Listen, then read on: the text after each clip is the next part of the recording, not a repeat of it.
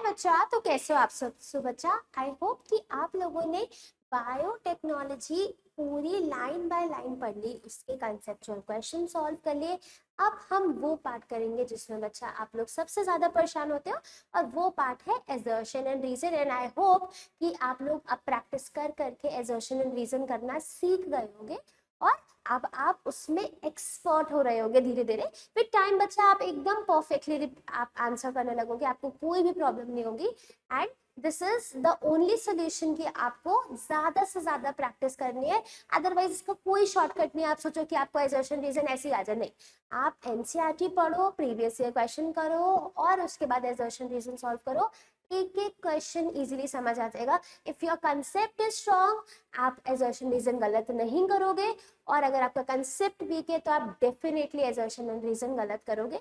तो इसीलिए पहले एनसीईआरटी पढ़नी है, प्रीवियस ईयर क्वेश्चन सॉल्व करने हैं, फिर आप एजर्शन एंड रीजन करोगे तो एक भी क्वेश्चन आपका गलत नहीं होगा। चलिए स्टार्ट करते हैं, और पहला क्वेश्चन देखते हैं बच्चा। पहला क्वेश्चन कह रहा है एजर्शन इन अ बायो प्रोसेस इंजीनियरिंग प्रोसेस, है ना। तो आपने जब प्रोसेसेस देखे थे तो दो टाइप के थे, एक था जेनेटिक इंजीनियरिंग जिसमें हमने पढ़ा था दो कोर प्रिंसिपल, जेनेटिक इंजीनियरिंग, और सेकंड हमने पढ़ा था bio process engineering. Genetic engineering में तो हमने रिकॉम्बिनेंट डीएनए बनाया था, और बायो प्रोसेस इंजीनियरिंग में हम क्या करते हैं, स्टेराइल एनवायरनमेंट प्रोवाइड करते हैं कि जो आपका कल्चर बने वो माइक्रोब फ्री हो, कोई अनडिजायरेबल माइक्रोब उसके अंदर ग्रो ना कर जाए। यही क्या था हमने, सब देखते आगे क्या कह रहा है। So in the bioprocess engineering process, it is necessary to prepare sterile ambience. Reason, that is sterile ambience inhibit the growth of undesirable microbes during manufacture of the product. बिल्कुल ठीक बात है, assertion भी ठीक है, reason भी ठीक है, और उसको explain भी कर रहा है कि हम आपको स्टेराइल एनवायरनमेंट प्रिपेयर करना है, और उसके पीछे की वजह क्या है कि आपको ओनली डिजायरेबल मॉलिक्यूल, डिजायरेबल चीजें चाहिए, नॉट द अनडिजायरेबल। ये आप काम की आपकी कोई चीज नहीं है तो आप अनडिजायरेबल माइक्रोब्स का क्या करने वाले हो। सो ओनली डिजायरेबल चीज ग्रो करे, नॉन डिजायरेबल चीज ग्रो ना करे, और वो इंश्योर करता है कौन, आपका बायो प्रोसेस इंजीनियरिंग और द केमिकल इंजीनियरिंग। ठीक है, सो ये क्या हो जाएगा, एजर्शन भी ठीक है, रीजन भी ठीक है, और उसको करेक्टली एक्सप्लेन भी कर रहा है। So both assertion and reason are true, and the reason is the correct explanation of the assertion. So option 1 is the correct answer. देखते हैं बच्चा अगला क्वेश्चन। क्वेश्चन कह रहा है assertion genetic engineering can overcome the drawbacks of the traditional hybridization। बिल्कुल ठीक बात है, एनसीईआरटी की लाइन है। क्या ऐसा है जेनेटिक इंजीनियरिंग में जो ओवरकम करता है इसके ड्रॉबैक्स को, आपके ट्रेडिशनल। अब देखो आपको पता है जो ट्रेडिशनल हाइब्रिडाइजेशन था ना बच्चा, ट्रेडिशनल हाइब्रिडाइजेशन, उसके साथ क्या सिचुएशन थी कि हमारे डिजायरेबल जीन तो आ रहे थे, नो डाउट आ रहे थे, बट उसके साथ साथ अनडिजायरेबल जीन भी आ रहा था। सो डिजायरेबल प्लस अनडिजायरेबल दोनों आ रहे थे। बट अगर हम बात करेंगे कि आपकी मॉडर्न बायोटेक या फिर जेनेटिक इंजीनियरिंग की, तो उसके अंदर आपका सिर्फ और सिर्फ डिजायरेबल जीन आ रहा था, ओनली डिजायरेबल जीन। ठीक है, तो क्या होगा, genetic engineering can overcome, of course overcome कर सकता है। क्या कर सकता है, रीजन देखेंगे। Genetic engineering can create desired DNA sequence to meet specific requirement. तो जो रिक्वायरमेंट है वैसे ही रिक्वायरमेंट वो कंप्लीट कर सकता है। तो assertion true, reason also true. और आपका क्या कह सकते हैं हम, जैसे आपको जो आपका डीएनए सीक्वेंस चाहिए, है ना, डिजायर्ड डीएनए मतलब gene of interest to meet the specific requirement. आप अपना जीन ऑफ इंटरेस्ट ऐड कर दो जेनेटिक इंजीनियरिंग में, और आपका डिजायर्ड प्रोडक्ट बन जाएगा, और आपको अनडिजायरेबल चीजें भी इंक्लूड नहीं करनी पड़ेगी। तो एजर्शन भी ठीक है बच्चे, रीजन भी ट्रू है, और रीजन उसका करेक्ट एक्सप्लेनेशन हो जाएगा। ओके बच्चा, अगला क्वेश्चन देखते हैं, और अगला क्वेश्चन कह रहा है genetic engineering requires both nucleases and लाइगेसेस।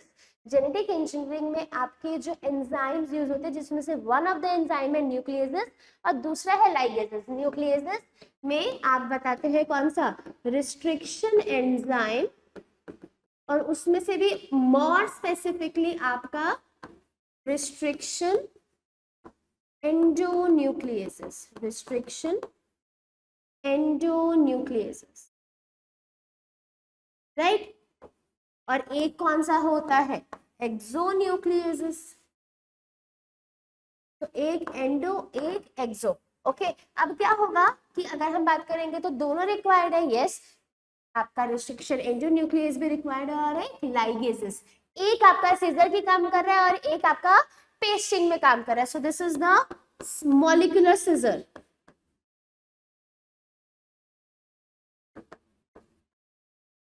और ये कैसा होता है, मॉलिक्यूलर ग्लू होता है। तो ये हो गया आपका एजर्शन, बिल्कुल ठीक। अब रीजन क्या है, ligases produce the nick in the recombinant DNA molecule. Nick होता है छोटा सा कट, राइट। सो लाइगेसेस का काम तो बच्चे ग्लू करना होता है, जोड़ना होता है, ज्वाइन करना होता है ना। तो ये तो नहीं करेगा, निक तो नहीं प्रोड्यूस करेगा। सो क्या कहेंगे कि एजर्शन तो ठीक है बच्चा, बट रीजन फॉल्स है। Assertion is true but reason is false. Option third इसका करेक्ट आंसर हो जाएगा। अगला क्वेश्चन देखते हैं, और अगला क्वेश्चन कह रहा है assertion E. coli having PBR322 with DNA inserted BAM H1 site पे आपने अपना जीन ऑफ इंटरेस्ट लगा दिया है, cannot grow in medium containing tetracycline. बिल्कुल ठीक बात है, क्योंकि टेट्रासाइक्लिन आपका पहले रेजिस्टेंस जीन था, वहां पे वो क्या हो गया, जीन ऑफ इंटरेस्ट के एडिशन से वो टेट्रासाइक्लिन सेंसिटिव बन चुका है। रीजन देखो क्या कह रहा है, recognition site for BAM/H1 is present in the tetracycline region of the आपका PBR322। बिल्कुल ठीक बात है, ये इसका करेक्ट एक्सप्लेनेशन भी हो गया। So both assertion and reason are true and reason is the correct explanation of the assertion। Option 1 इसका करेक्ट आंसर हो गया। अच्छा, अगला क्वेश्चन देखते हैं। अगला क्वेश्चन कह रहा है assertion special methods are used for transformation, that is incorporation of recombinant DNA into the host। तो डीएनए को होस्ट में डालने के लिए हम अलग अलग स्पेशल मेथड्स जो है यूज करते हैं। क्यों यूज करते हैं, क्योंकि जो हमारा डीएनए है वो कैसा है, हाइड्रोफिलिक है, राइट। बिल्कुल ठीक बात है। और आपका जो मेम्ब्रेन है वो लिपिड की बनी हुई है, और वो कैसी होती है, हाइड्रोफोबिक होती है। तो वो इजीली अंदर पास ऑन नहीं हो सकती। So reason is DNA is a hydrophilic molecule. बिल्कुल ठीक बात है। So special methods are used for transformation, that is incorporation of the recombinant DNA into the host, because DNA is a hydrophilic आपका molecule जो कि allow नहीं करता है एक हाइड्रोफोबिक के अंदर जाने के लिए। इसीलिए हमें डिफरेंट मेथड्स यूज करने पड़ते हैं, हीट शॉक मेथड या फिर डायरेक्ट मेथड्स, राइट। सो ये करेक्ट आंसर हो जाएगा। Both assertion and reason are true and reason is the correct explanation of the assertion। ये इसका करेक्ट आंसर हो गया। ओके बच्चा, अगला question, use of chitinase enzyme is necessary for isolation of a DNA from each cell but not in the case of Spirogyra। बिल्कुल ही ठीक बात है, राइट। और वो कह रहा है कि fungal cell wall is made up of fungal cellulose only, और सेल्यूलोज नहीं बच्चे, काइटिन होना चाहिए, राइट। सो यहाँ पर क्या होना चाहिए, काइटिन होना चाहिए, और ये ओनली वर्ड भी बिल्कुल गलत है। सो ए तो ठीक, assertion तो ठीक है, बट रीजन इनकरेक्ट हो गया। So assertion is true but reason is false. ठीक है, सो काइटिन है तो काइटिनेज यूज होगा, राइट। सेल्यूलोज है तो सेल्यूलेज यूज होगा। सेल्यूलोज को ब्रेक करने के लिए हम क्या डालेंगे, सेल्यूलेज डालेंगे, राइट। सो ये आपका करेक्ट आंसर हो जाएगा, दैट इज ऑप्शन 3। क्वेश्चन देखते हैं, और अगला क्वेश्चन कह रहा है that is tag polymerase is a thermostable DNA polymerase which remain active during the high temperature। बिल्कुल ठीक बात है, हाई टेम्परेचर पे ये जो टैग पॉलीमरेज है वो आपका स्टेबल मतलब थर्मोस्टेबल है, तो उसको हाई टेम्परेचर पे कोई फर्क नहीं पड़ता है, राइट। टैग रीजन कह रहा है tag polymerase is isolated from a bacterium thermos aquaticus which is a thermophilus bacteria which thrives in the hot water sulphur swing. तो ये आपके थर्मोफिलिक बैक्टीरिया से ही आइसोलेट किया गया है ताकि ये हाई टेम्परेचर पर इजीली काम कर सके। तो ये क्या हो जाएगा, इसका करेक्ट एक्सप्लेनेशन हाई टेम्परेचर पे क्यों है, क्योंकि आपके इस बैक्टीरिया से लिया गया है जो कि कहाँ पर रह सकता है, हॉट वाटर सल्फर स्प्रिंग में। So both assertion and reason are true, but reason is the correct explanation of assertion, right? ये हो गया। अगला क्वेश्चन देखते हैं, और अगला क्वेश्चन कह रहा है assertion in PCR primers are used which are single stranded RNA fragments 10 to 14 nucleotides in the length। तो जो प्राइमर्स होते हैं वो शॉर्ट होते हैं, सिंगल स्ट्रैंडेड होते हैं, आरएनए नहीं होता है बच्चा, डीएनए के फ्रेगमेंट्स होते हैं, क्योंकि डीएनए के साथ ये क्या करेंगे, बॉन्ड बनाएंगे, और ये क्या होगा आपका गलत हो जाएगा। एजर्शन बिल्कुल ही गलत है। रीजन देखते हैं, the primers get attached to 3 prime side of the target sequence. ये ठीक है, 5 प्राइम इधर है, 3 प्राइम इधर है, यहीं पर ही आपकी अटैचमेंट होने वाली है, ये चीज ठीक है, बट ये डीएनए होता है ना कि आरएनए। सो आपका एजर्शन तो गलत हो गया बच्चे, बट रीजन क्या हो जाएगा, ट्रू हो जाएगा। सो आपका क्या हो जाएगा, assertion is false but reason is true. Option 4 इसका करेक्ट आंसर हो गया। ओके बच्चा, अगला क्वेश्चन कह रहा है Hind to always cut DNA molecules at a particular point by recognizing a specific sequence of the 4 base pair। अब क्या है, ये एनसीईआरटी में भी लिख रखा है, और ये कैसा है आपका 6। सो ये क्वेश्चन आपका PYQ में भी पूछा गया है कि कितने बेस पेयर्स होते हैं। तो आपके 6 बेस पेयर्स होते हैं, किसके अंदर बच्चे, हिंड 2, ठीक है। रीजन में लिखा हुआ है more than 800 restriction enzymes that have been isolated from over 230 strains of bacteria, each of which recognize different recognition sequence। so बच्चा ये एनसीईआरटी की लाइन है more than 900। so ये लाइन क्या हो जाएगी, गलत हो जाएगी। आपका ये स्टेटमेंट भी गलत, ये भी गलत, बोथ एजर्शन एंड रीजन आपके क्या हो जाएंगे, फॉल्स। ऑप्शन 4 इसका करेक्ट आंसर हो गया। ओके बच्चा, अगला क्वेश्चन देखते हैं, और अगला क्वेश्चन कह रहा है assertion the presence of chromogenic substrate does not give any color if the plasmid in the bacterial cell does not have an insert। तो जब तक आपने उसके अंदर इंसर्ट नहीं किया, ये मान लो ये आपका प्लाज्मिड है, और प्लाज्मिड में जब आप इंसर्ट कर लेते हैं, राइट, सो जब इंसर्ट कर लेते हैं तो ये क्या बन जाता है, रिकॉम्बिनेंट डीएनए बन जाता है। और जब ये रिकॉम्बिनेंट डीएनए बन गया तो कौन सा कलर देने वाला है, व्हाइट कलर देने वाला है, और मतलब व्हाइट होता है। और जब विदाउट इंसर्ट होगा तो वो क्या कहलाया जाएगा, आपका ब्लू कलर, ठीक है। वो कौन सा कलर देगा, क्रोमोजेनिक सबस्ट्रेट के एडिशन पे ब्लू कलर। यहाँ पर क्या कह रहे हैं, does not give any colour if the plasmid does not have any insert. तो if it is does not have any insert, that means ये क्या हो जाएगा बच्चा, नॉन रिकॉम्बिनेंट। और नॉन रिकॉम्बिनेंट तो आपको पता है कौन सा कलर देने वाला है, ब्लू कलर देने वाला है। तो ये तो स्टेटमेंट बिल्कुल ही गलत हो गया। Presence of insert result into insertional inactivation of the beta galactosidase and the colonies it produce are blue in color. These are identified as the recombinant colonies। ठीक है, सो बच्चा ये बीटा गैलेक्टोसाइडेज इनएक्टिवेट होकर के आपका जब रिकॉम्बिनेंट डीएनए बनेगा तो व्हाइट कलर की कॉलोनीज होंगी। तो अपोजिट लिख रखा है, अगर अपोजिट लिख रखा होता तो बिल्कुल करेक्ट एक्सप्लेनेशन होता, बट अभी दोनों बातें बिल्कुल ही गलत है। तो आप क्या कहोगे, option 4, both assertion and reason are the false. आपने जब आपको एक चीज याद रखनी है, जब बीटा गैलेक्टोसाइडेज प्रेजेंट होगा और आपका क्रोमोजेनिक सबस्ट्रेट क्या है, एक्स गैल, तो जब ये प्रेजेंट होगा बीटा गैलेक्टोसाइडेज तो ये कौन सा कलर देगा बच्चा, ब्लू कलर देगा। और जब आपका बीटा गैल नहीं होगा और एक्स गैल की प्रेजेंस में वो कौन सा देने वाला है, व्हाइट। ठीक है, तो ये आपका क्रोमोजेनिक सबस्ट्रेट एक्स गैल है जो कि प्रेजेंस में, और यहाँ और जब ये प्रेजेंट होगा तो ये क्या है आपका, नॉन रिकॉम्बिनेंट। और जब ये एब्सेंट हो गया मतलब अब आपने जीन ऑफ इंटरेस्ट डाल दिया, इस एक्स की जगह आप क्या लिखोगे कि इसमें हमने जीन ऑफ इंटरेस्ट जो है डाल दिया है, जिसकी वजह से क्या हो गया, ये क्या बन गया, रिकॉम्बिनेंट बन गया है और recombinant will give the white colour. तो ये दोनों ही स्टेटमेंट क्या हो जाएंगी, गलत हो जाएंगी।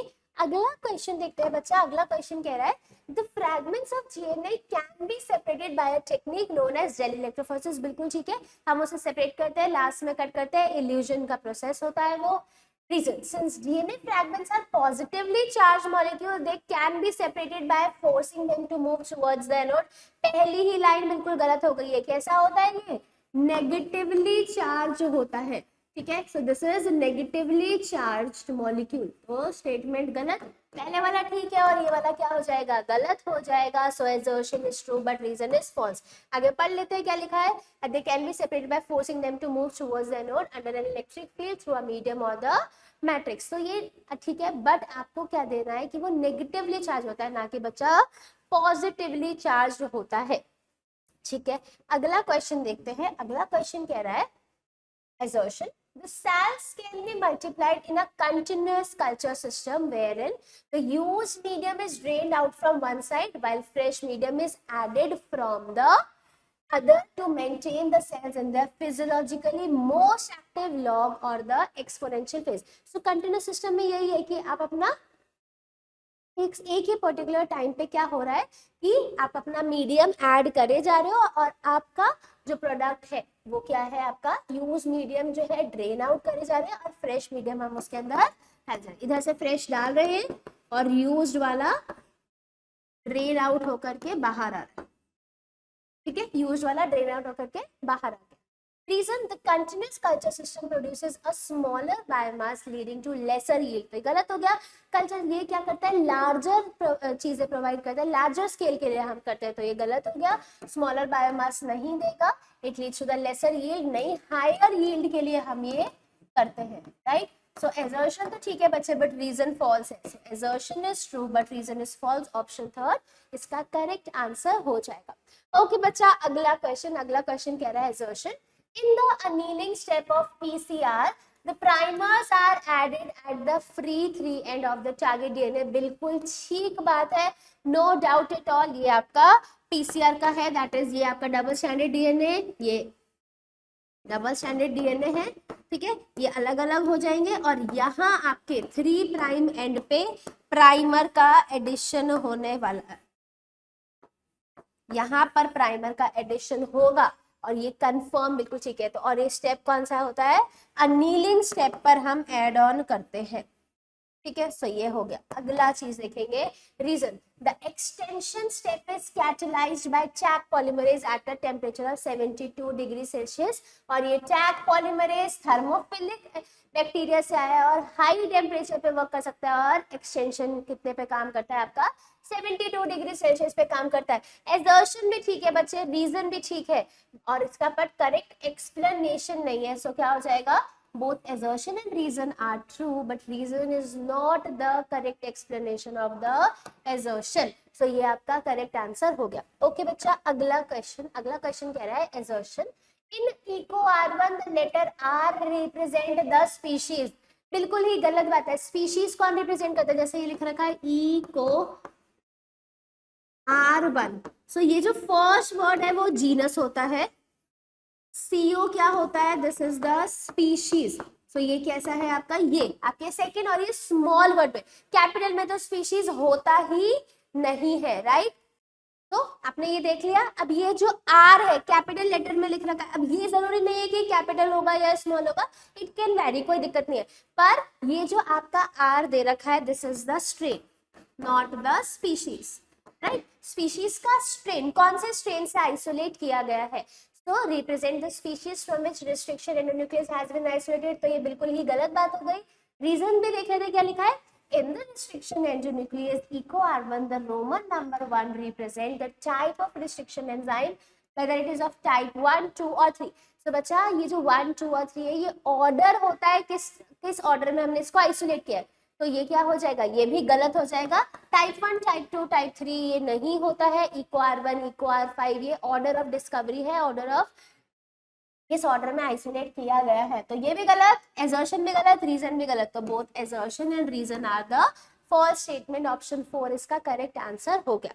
ओके बच्चा, अगला क्वेश्चन देखते हैं। अगला क्वेश्चन कह रहा है assertion restriction enzymes belong to a larger class of enzyme known as nucleases। बिल्कुल ठीक बात है। Reason, endonuclease remove nucleotide from the ends of the DNA whereas exonucleases make cuts at a specific। so बच्चा उल्टा लिख दिया है, endonucleases एक स्पेसिफिक पोर्शन पे डीएनए पे कट करेगा और exonuclease एंड में एग्जिट पॉइंट्स पे कट करने वाला है।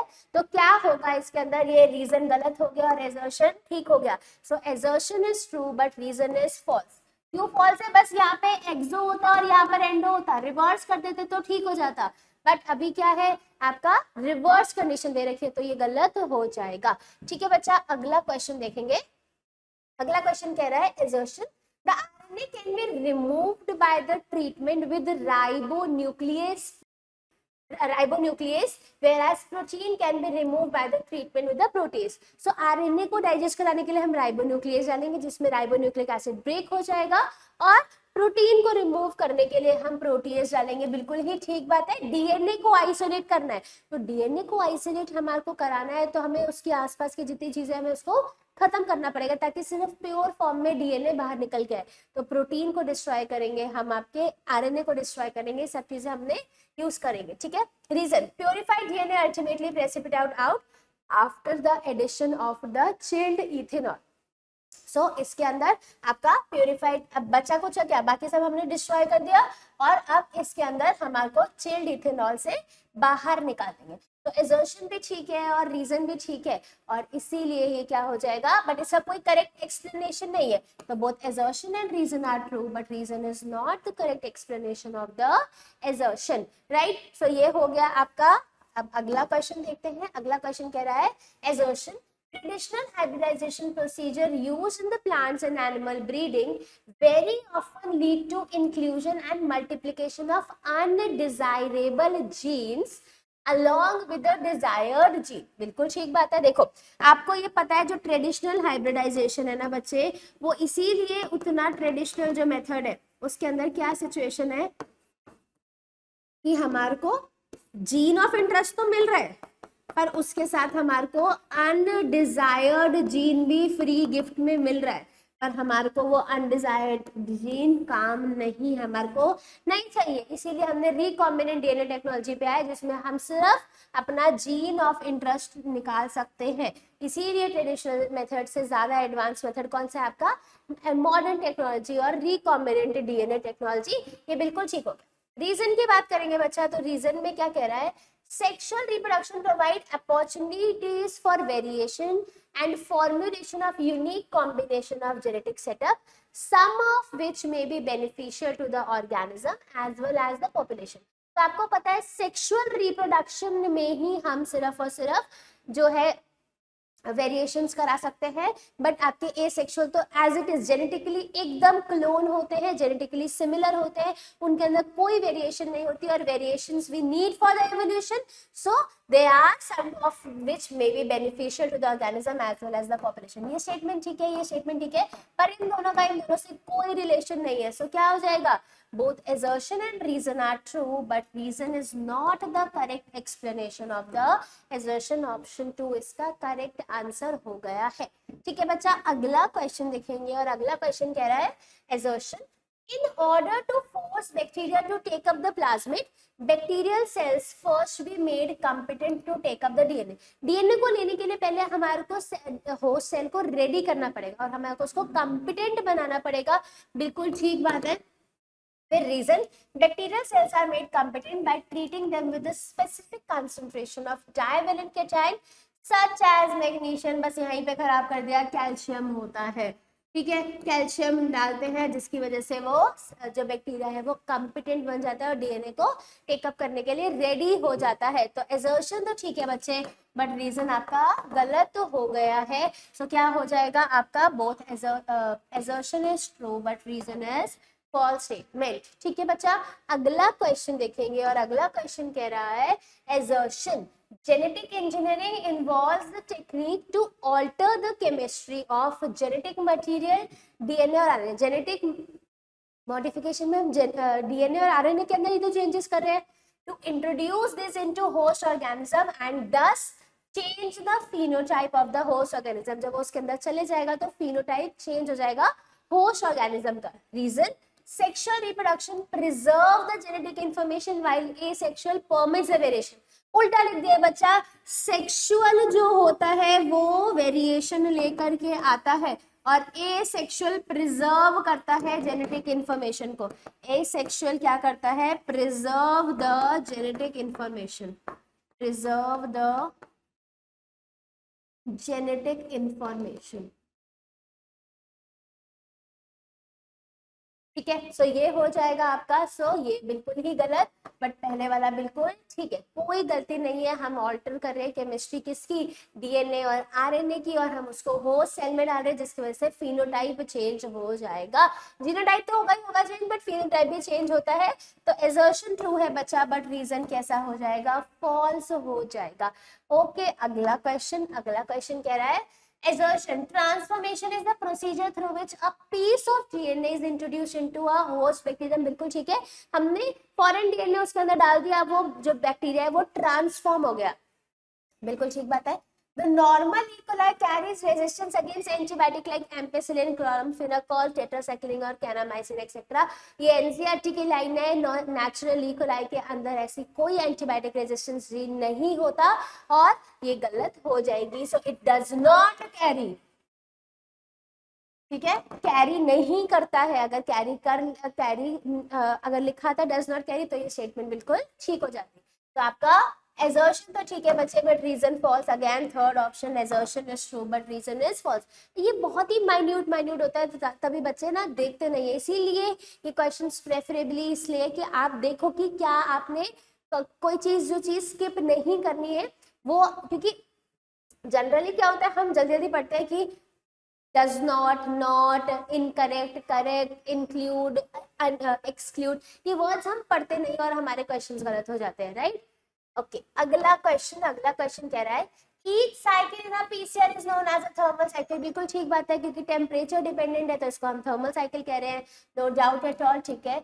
Reason, if the process of the replication of DNA is repeated many times in the PCR, the segment of the DNA can be amplified to approximately billion times, that is 1 billion copies are made. बिल्कुल ठीक बात है, approx 30 cycle के बाद 1 billion copies बन जाती है, but उसका इन दोनों से कोई रिलेशन नहीं है. सो assertion भी ट्रू है, रीजन भी ट्रू है, बट रीजन उसका करेक्ट एक्सप्लेनेशन नहीं है. रीजन में दे रखा होता कि वो टेम्परेचर डिपेंडेंट कोई स्टेप के बारे में बता रहा होता तो हम बात करते. ठीक है, सो ये हो जाएगा आपका ऑप्शन 2. आप देखते हैं अगला क्वेश्चन कह रहा है बच्चा, assertion, biotechnology deals with the technique of using live organism or enzyme from organisms to produce products and the process is useful to humans. बिल्कुल ठीक बात है. बायोटेक्नोलॉजी में हम लाइव ऑर्गेनिज्म का ही यूज करते थे. पहले हम लोग जो हम कर्ड बनाते थे तो हमने क्या किया? लाइव बैक्टीरिया यूज किया, लैक्टोबैसिलस, और वही बैक्टीरिया इंसर्ट किया. तो हमने लाइव बैक्टीरिया को यूज किया. That is what biotechnology. Reason, the definition given by EFB is the integration of natural science, organisms, cells, parts thereof, molecular analogs for products and the services. ये दो अलग अलग statements है कि biotechnology में हमने किया और EFB ने ये स्टेटमेंट दी. दोनों स्टेटमेंट ठीक है, बट वो उसको करेक्टली एक्सप्लेन नहीं कर रहा है. ये EFB की डेफिनेशन है और ये नॉर्मल बायोटेक्नोलॉजी दी. जो आपका EFB ने डेफिनेशन दिया उसने मॉडर्न को भी यूज किया और उसने आपकी ट्रेडिशनल मेथड को भी यूज करके ये डेफिनेशन दिया है. That is integration of natural science and organisms, cells, parts thereof, and molecular analogs for the products and their service. So both assertion and reason are true, but reason is not the correct explanation of the assertion.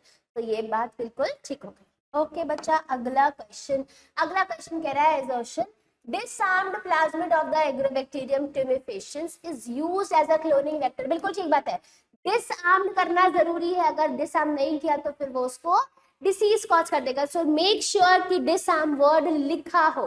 जब disarm नहीं लिखा होगा तो वो गलत कहलाया जाएगा. ठीक है. Reason, disarm plasmid help in delivering gene of interest into the monocot only.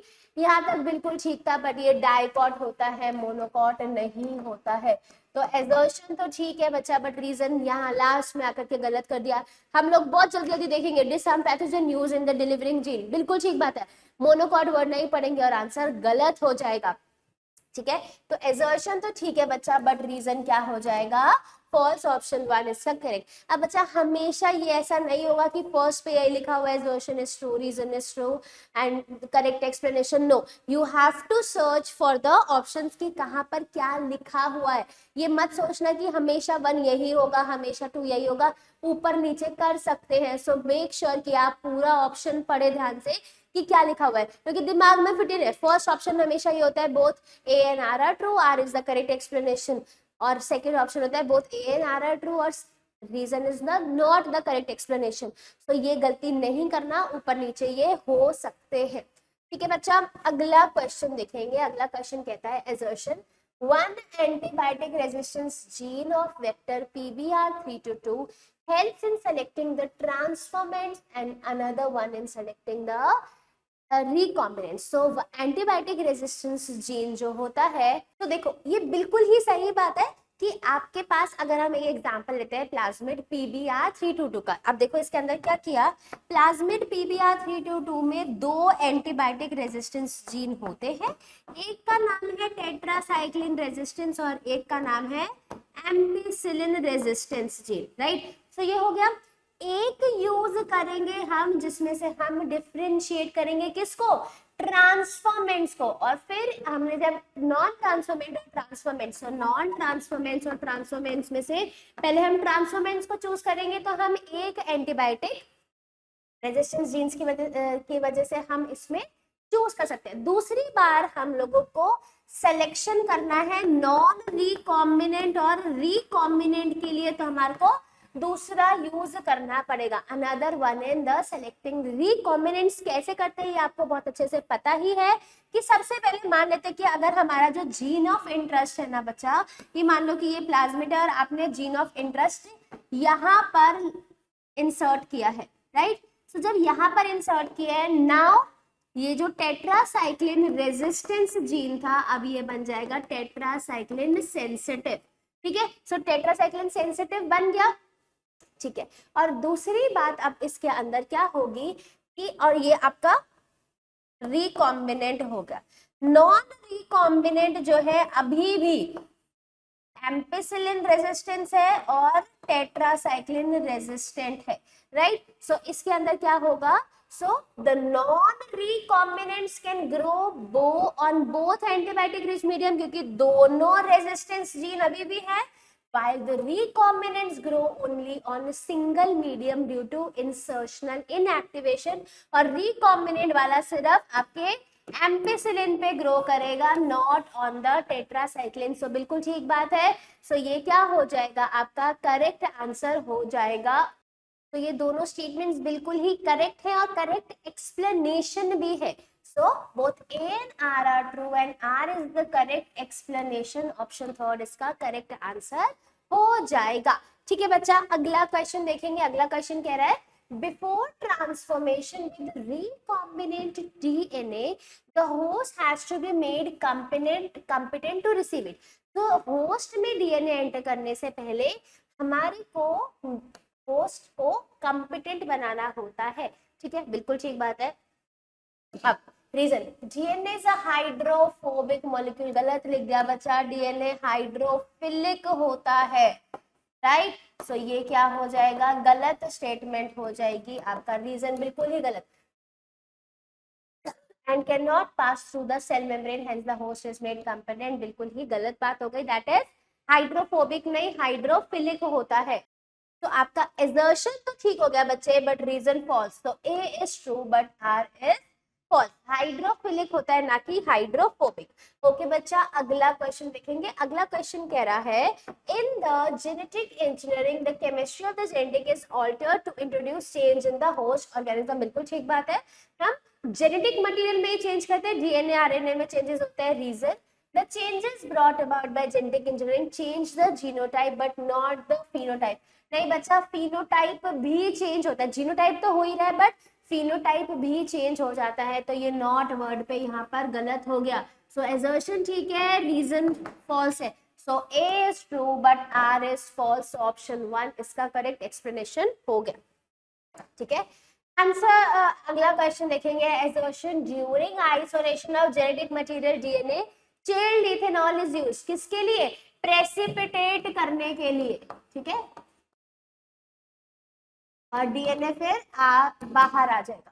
Chilled ethanol precipitate out DNA which can be observed as a collection of fine threads in the suspension, यही इसका reason है। सो ये क्या हो जाएगा? A is true, R is true and the reason is the correct explanation। chilled ethanol इसलिए डाला गया है क्योंकि chilled ethanol precipitate out कर देगा डीएनए को और उसको फिर हम इजिली एक्सट्रैक्ट कर लेंगे और इस प्रोसेस को हम क्या कहते हैं?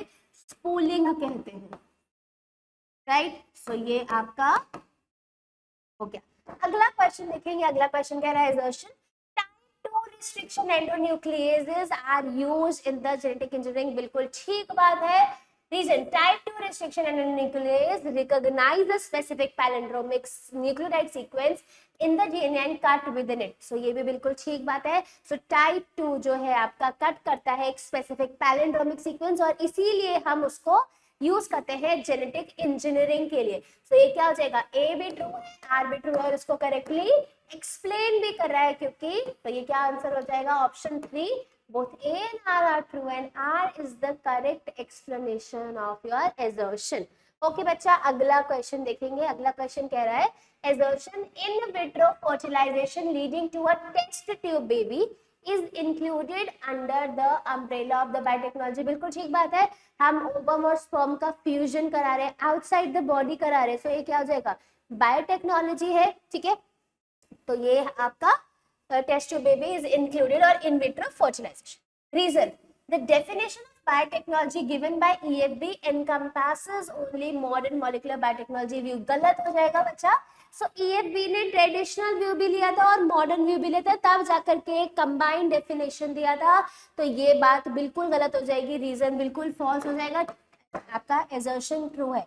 सो A is true but R is false, आपका करेक्ट आंसर हो जाएगा, दैट इज ऑप्शन 1। ओके बच्चा, अगला क्वेश्चन देखेंगे। अगला क्वेश्चन कह रहा है assertion restriction endonuclease cut DNA at specific site within the molecule, बिल्कुल ठीक बात है। एक्सोन्यूक्लियस होता तो बाहर की तरफ कट करता, बट ये एंडोन्यूक्लियस है, एक स्पेसिफिक साइट पे कट करेगा। किस पर कट करेगा? They recognize a specific palindromic sequence and cleave both the strands at a definite position। so बिल्कुल ठीक बात है। जैसे ये अब हम बात करेंगे, ये GAATTC CTTAAG, जब कटिंग हो रही है, इको R1 जब कट कर रहा है तो बच्चा यहाँ से कट कर रहा है तो यहाँ से भी कट कर रहा है, दोनों स्ट्रैंड्स पे कटिंग हो रही है। ऐसा नहीं है कि एक ही स्ट्रैंड पे कट हो जाएगा और स्पेसिफिक पैलेंड्रोमिक सीक्वेंस पे ही कट करेगा। सो assertion पे ट्रू, रीजन भी ट्रू और उसका correct explanation, both A and R are true and R is the correct explanation of the assertion। Option 1 इसका करेक्ट आंसर हो गया। ओके बच्चा, अगला क्वेश्चन देखेंगे। assertion plasmids are widely used as vector in the recombinant gene technology, बिल्कुल ठीक बात है। प्लाज्मिड्स जो है RDTN टेक्नोलॉजी में बहुत ज्यादा यूज किए। Reason plasmid can replicate independently and often contain selectable marker, और क्यों कर पाता है? क्योंकि इसके पास ORI होता है, ओरिजिन ऑफ रेप्लिकेशन, और इसकी वजह से ये इंडिपेंडेंट रेप्लिकेशन कर सकता है। और इसी के लिए और वेक्टर बहुत अच्छी बात है कि वो रेप्लिकेट कर रहा है और ये हमारे लिए रिकॉम्बिनेंट डीएनए टेक्नोलॉजी के लिए बेस्ट चीज है।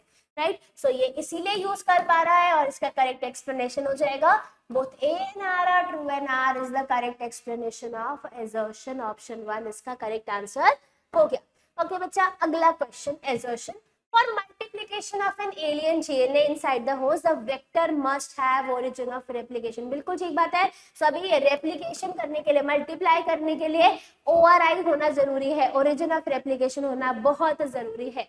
ठीक है, so reason origin of replication initiate transcription, गलत हो जाएगा बच्चा। ओरिजिन ऑफ रेप्लिकेशन ये इसकी फुल फॉर्म है, ट्रांसक्रिप्शन को इनिशिएट करने के लिए ये नहीं होता। तो assertion ठीक है, रीजन फॉल्स है। सो A is true, R is false। Replication पढ़ते ही आप ये कर इनिशिएट वर्ड पढ़ते ही आप ट्रांसक्रिप्शन नहीं पढ़ेंगे, आप देखेंगे आपको लगेगा रेप्लिकेशन लिखा हुआ है और आप सही मार्क कर देंगे। राइट, अगला क्वेश्चन, और अगला क्वेश्चन कह रहा है assertion the DNA fragments are separated on agarose gel during electrophoresis based on their size. बिल्कुल ठीक बात है, साइज के बेसिस पे हम उसको सेपरेट आउट करते हैं. Reason, smaller fragments migrate faster through the gel matrix under an electric field. Size जो होता है वो इनवर्सली प्रोपोर्शन टू वेलोसिटी होता है. क्या ऐसे लिख दो, velocity is inversely proportion to size. जितना ज्यादा साइज होगा उतनी कम वेलोसिटी, और जितना कम साइज होगा उतनी ज्यादा जल्दी जल्दी वो भाग के जाएगा. सो सेपरेट कर पा रहे हैं साइज की वजह से. और साइज का क्या है, क्योंकि स्मॉलर फ्रेगमेंट्स फटाफट भागेंगे और छोटे छोटे जो है, जो बड़े बड़े हैं वो पीछे की तरफ ही रह जाएंगे. सो इसका करेक्ट एक्सप्लेनेशन है both A and R are true and R is the correct explanation of the assertion. Okay बच्चा, अगला क्वेश्चन देखेंगे, और अगला क्वेश्चन है assertion DNA cannot directly enter a bacterial cell during transformation. बिल्कुल ठीक बात है, क्योंकि पहले हमारे को बैक्टीरिया को competent बनाना पड़ेगा. Right, reason, DNA is the hydrophilic molecule and requires treatment with a divalent cation like calcium for the entry. बिल्कुल ठीक बात है, क्योंकि वो एंटर नहीं कर पा रहा because DNA is the hydrophilic molecule. और क्योंकि मेम्ब्रेन जो होती है हाइड्रोफोबिक है, तो हाइड्रोफोबिक हाइड्रोफिलिक को अलाउ नहीं करता. And we are using the calcium. ये उसका करेक्ट एक्सप्लेनेशन हो जाएगा. So both A and R are true and R is the correct explanation of the assertion. तो बच्चा अगला क्वेश्चन देखते हैं, और अगला क्वेश्चन तो है ही नहीं. This was the last particular question and with this we have completed our series of assertion and reason. Biotechnology principle and processes. I hope अब आपको परेशान बिल्कुल भी नहीं करेगा. अगर आपने उसका एनसीईआरटी एम्पलीफायर वीडियो और पीवाईक्यू नहीं देखा है तो आप जाकर के देख लीजिए, और उसके बाद आप assertion रीजन सॉल्व करेंगे तो आपको बहुत इजी लगेगा. आपसे कोई क्वेश्चन ऐसा नहीं है जो आप नहीं सॉल्व कर पाएंगे. This is a very conceptual chapter. अगर आप इसको लर्न करने जाओगे तो आप क्वेश्चंस पक्का गलत करोगे. So don't do this mistake and thank you so much for listening. अब हम अगले चैप्टर में मिलेंगे नेक्स्ट वीडियो के साथ. Thank you so much.